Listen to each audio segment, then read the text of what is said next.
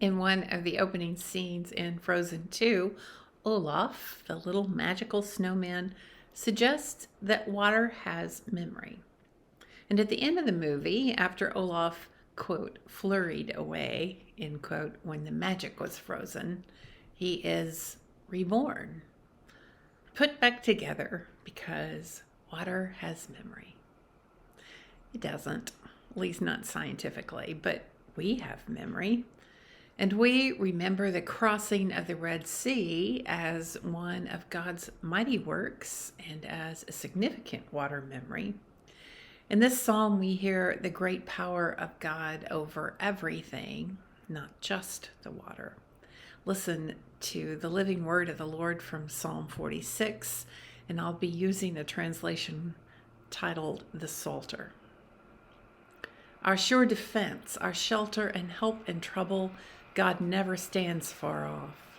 So we stand unshaken when solid earth cracks and volcanoes slide into the sea, when breakers rage and mountains tremble in the swell. The Lord of cosmic power, Jacob's God, will shield us. A river delights the city of God, home of the Holy One Most High. With God there, the city stands. God defends it under attack. Nations rage, empires fall. God speaks, earth melts. The Lord of cosmic power, Jacob's God, will shield us.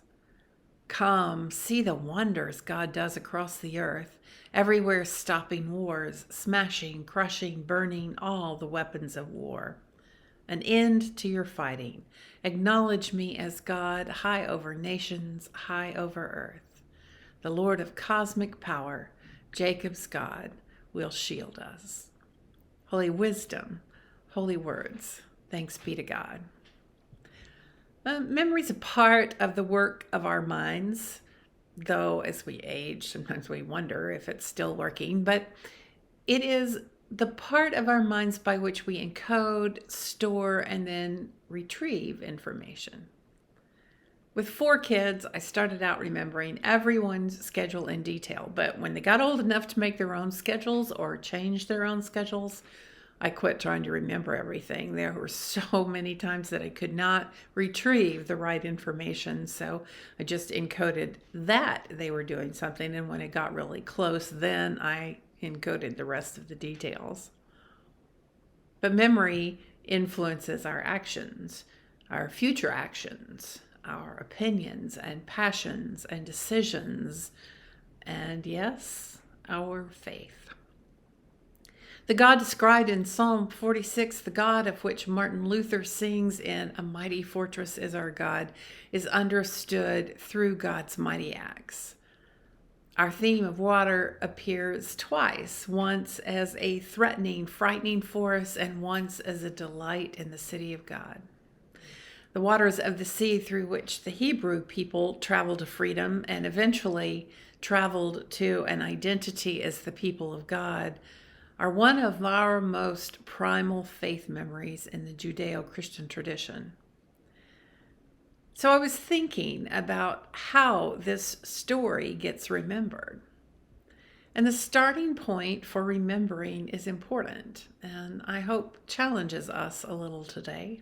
At the very least, I hope we're challenged to consider how our encoding process is shaped to remember and emphasize particular points and to gloss over other things. So I'll speak to how I remembered this story for a very long time.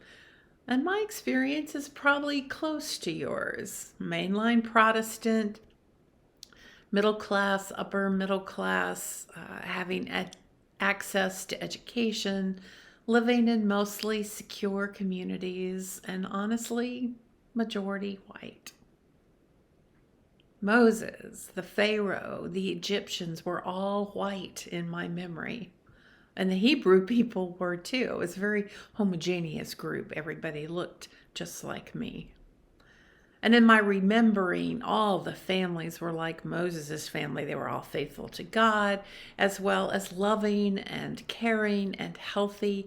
And they lived in a small house, but it was clean and very decent. And I'm just sticking in here that none of that was the case.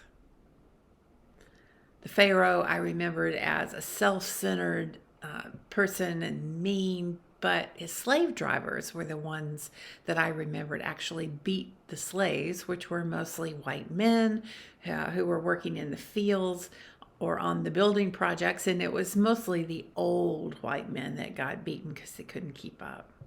Women, on the other hand, worked in the community. They did the household chores like laundry and cooking and taking care of the children. And the kids of these slaves were just like me. They were happy. They played all the time. They were clean and well fed. And in my memory, God gave the Pharaoh his comeuppance, and the people followed Moses faithfully to the shores of the sea, and then across when God parted it, and they sang a song on the other side, and then off they went to the promised land, where Sunday school pictures were also of white people.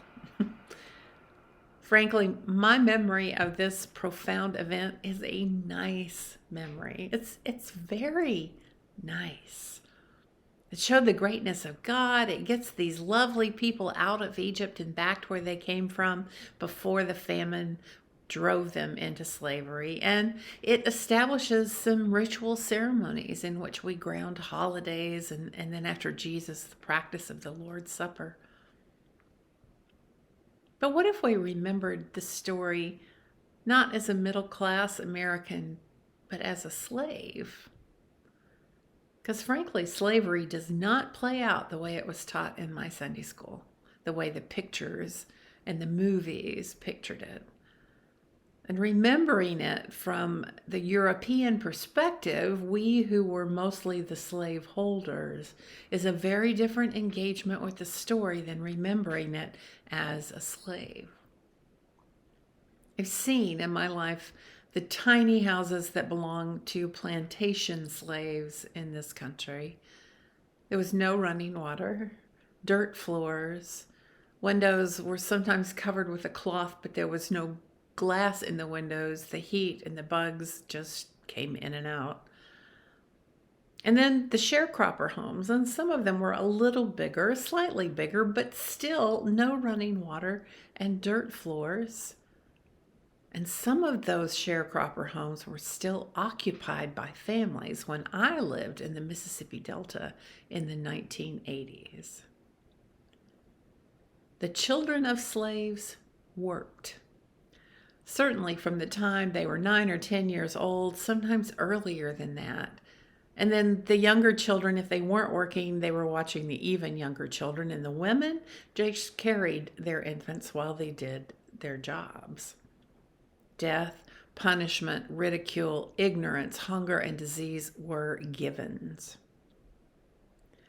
When Christopher Columbus landed in the Bahamas, he wrote in his journal, quote, "The natives would make fine servants. With 50 men, we could subjugate them all and make them do whatever we wanted them to do." End quote. Slavery under the Spaniards was so brutal that the natives killed their infants and then themselves in order to avoid it. So how would this water event, this crossing to freedom, be encoded if you lived as a slave? What would freedom mean to you? Would it be a casual movie event, or would it be a life-altering story? Where would you define the hope and the meaning of the memory? The story of the crossing of the Red Sea is a profoundly significant story in American Black churches. They have a different starting place. An abused spouse has a different starting place.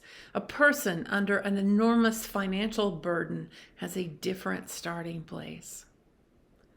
The psalmist writes from a different starting place, a more connected perspective to this profound story, this profound memory.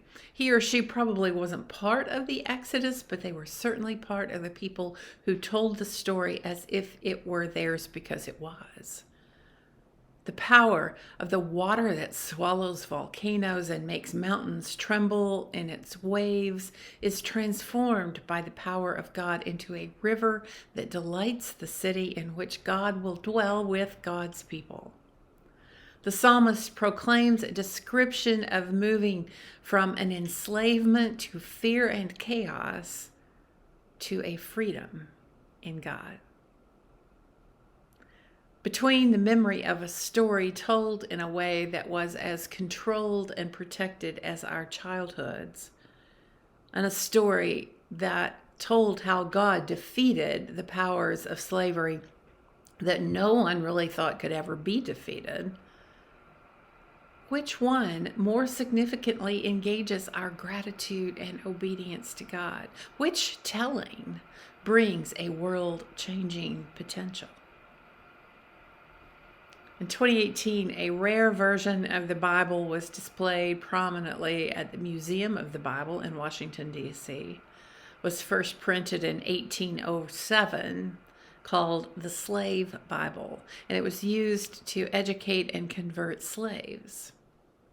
But the Bible is a dangerous text to share with an oppressed people, so it was edited, excluding any content that might inspire rebellion or liberation. 90% of the Old Testament and 50% of the New Testament was omitted.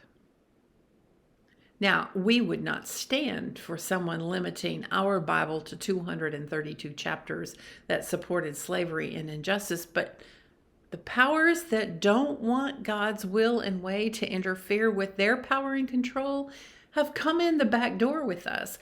They've convinced us not to not read the Bible, but that we should encode these remarkable stories as morality tales for children.